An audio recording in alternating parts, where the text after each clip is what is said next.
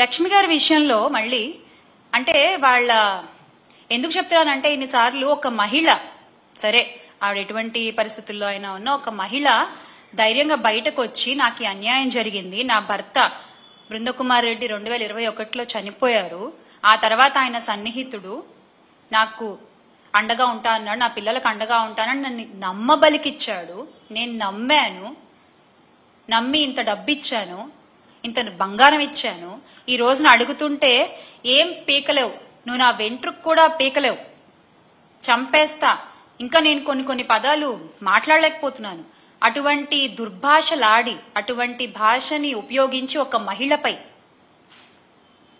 ఆవిడంత ధైర్యంగా బయటకు వచ్చి మాట్లాడుతున్నందుకు ఆ ధైర్యాన్ని మెచ్చుకుని ఆ మహిళకి అండగా ఉండకపోగా ఒక మహిళని కొట్టిన వాణ్ణి, ఒక మహిళని అబ్యూజ్ చేసిన వాణ్ణి, ఒక మహిళ దగ్గర డబ్బు దొబ్బేసిన వాణ్ణి మీరు వెనకేసుకొస్తున్నారు.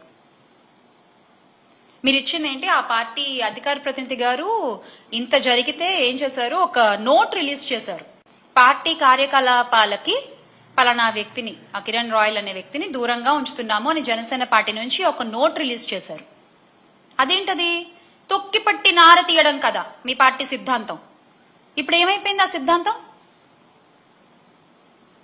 మీ వాళ్ళ దగ్గరికి వచ్చేసరికి ఆ సిద్ధాంతం ఏమీ ఉండదు కదా.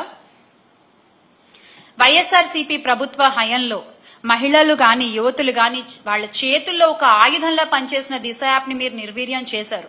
అంత గొప్ప వ్యవస్థలు మీరు ఎలాగో తీసుకురాలేరు, కనీసం దాన్నైనా పునరుద్ధరించవచ్చు కదా, కనీసం ఆడపిల్లలకు ధైర్యంగా ఉంటుంది. అలా చేయకుండా యువతుల మాన ప్రాణాలతో మీరు చెలగాటం ఆడుతున్నారు, నిజంగా చెలగాటం ఆడుతున్నారు. రాష్ట్రంలో శాంతి భద్రతలు క్షీణిస్తున్నా నిత్యం వాటిని డైవర్షన్ పాలిటిక్స్ తో కవర్ చేసుకుంటూ ప్రతి నెల ఒక్కొక్క టాపిక్ దొరుకుతుంది మీకు భలే. అసలు జరిగే అన్యాయాల్ని కవర్ చేయడానికి, జరిగే అన్యాయాల్ని డైవర్ట్ చేయడానికి, మీకు అనుకూలంగా ఉండేటువంటి పచ్చ మీడియాల్లో వాటిని యథేచ్ఛగా ప్రచారం చేయడము, ప్రజల్ని నమ్మించే ప్రయత్నం చేయడము. అంటే చట్టం అనే ఒక కనీస గౌరవం కూడా లేకుండా మీరు ముందుకు దూసుకుపోతున్నారు, అన్యాయాలు అరాచకాలు చేసుకుంటూ, అత్యాచారాలు చేసే వాళ్ళని వెనకేసుకొస్తూ. అందుకే ఎవరన్నా ప్రశ్నిస్తుంటే కూడా చంద్రబాబు నాయుడు గారు అది సహించలేని ఒక స్థితిలో ఉన్నారు. ప్రజల దగ్గర ఇన్ని ప్రశ్నలు ఉన్నాయి, ఈ రోజున ఇన్ని ప్రశ్నలు ఉన్నాయి ప్రజల దగ్గర. సరే సూపర్ 6 హామీలు అంటామా, అవి పక్కన పెట్టండి, అవి కాకుండానే ఇన్ని ప్రశ్నలు ఉన్నాయి. వాటన్ని ప్రజలు అడిగితే ఈ రోజున సమాధానం చెప్పే స్థితిలో చంద్రబాబు నాయుడు గారు ఉన్నారా? కూటమి ప్రభుత్వం ఉందా?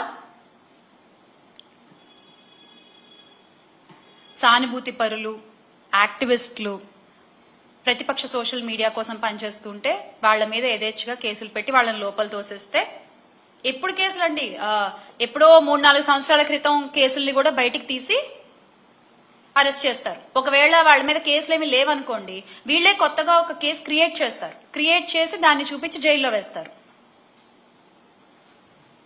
ఎన్నికల్లో ఇచ్చిన హామీలు గాలి కొదిలేయడం, ప్రతి నెల ఇలా ఏదో ఒక వంకతో ఏదో ఒక ఇష్యూతో డైవర్షన్ పాలిటిక్స్ చేయడము, తమ వైఫల్యాలన్నిటినీ గత ప్రభుత్వాన్ని పేరు చేర్చి ప్రజల ముందు ఏదో కొత్తగా ఒక కొత్త అబద్ధాన్ని చెప్పే ఒక ప్రయత్నం చేయడం, ఇవన్నీ కూడా ప్రజలు చూస్తున్నారు. మీరు ఏ ఒక్క సంక్షేమ పథకాన్ని ఇవ్వలేదు, మీరు ఏ ఒక్క మంచి కార్యక్రమాన్ని చేయలేదు, పోలీసులు ప్రజలకి ఎటువంటి విషయంలోనూ రక్షణ కల్పించలేకపోతున్నారు, భరోసా కల్పించలేకపోతున్నారు. ఇవన్నీ కూడా చూస్తున్నారు. గత 8 నెలలుగా రాష్ట్రంలో కొనసాగుతున్న కూటమి పాలన ఇదే గత 8 నెలలుగా రాష్ట్రంలో జరుగుతున్న కూటమి పాలన. ఇది సరిగ్గా తెలుగు తమ్ముళ్ళకి, మన జనసేన సైనికులకి ఒక ఎనర్జీ బూస్ట్ అన్నమాట, ఒక ఊతం ఇస్తోంది. మనం ఏదన్నా చేయొచ్చు, మనం ఏం చేసినా మనకేం కాదు, ఏదోటి చేసి మనం బయటపడిపోతాం. తప్పు సార్, చాలా తప్పు.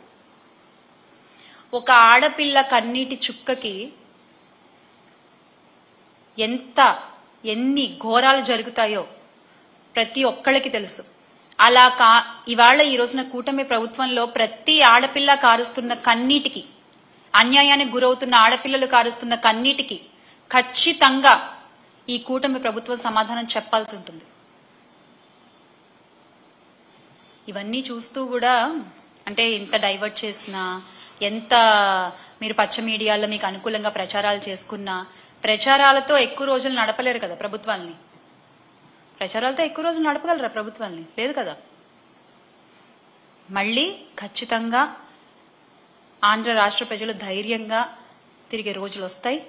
ఆడపిల్లలు, మహిళలు ముఖ్యంగా కన్నీరు కార్చే రోజులు త్వరలోనే పోతాయి.